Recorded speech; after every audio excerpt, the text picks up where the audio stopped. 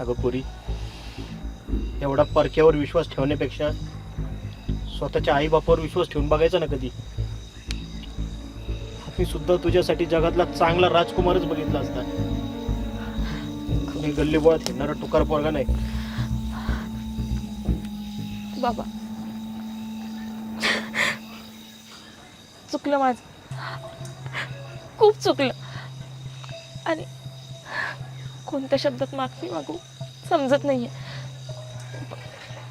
माफ कर, परत अशी चूक नाही होणार माझ्याकडनं. माफी मागायची गरज नाही पुरी. बाप हा लेकीला किती चुकला तरी माफ करतोच. पण आता इथून पुढे माणसं पारखताना लक्षात ठेव, वरवरच्या रंगावर बघायचं नाही. तो माणूस खरा कसा आहे त्याची पारख करायची. आणि तेच काम आईबाप करतात.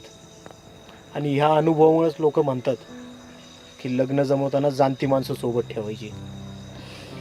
बघितलं, आज हे गावात सगळ्या कळलं असतं तर किती चितू झाली असती तुझी. आणि तुझे डोळे उघडावे ना म्हणूनच हे सगळं केलं मी. तुम्ही बोललात तेच खरं झालं. आता नाही असं होणार माझ्याकडनं. आणि हा, ही झालेली गोष्ट आहे ना, गावात कोणाला कळता कामा नाही. तुझ्या मैत्रिणींना कोणालाच सांगू नको. हे सगळं हितच विसरून जातात आणि पुन्हा नव्याने सुरुवात कर.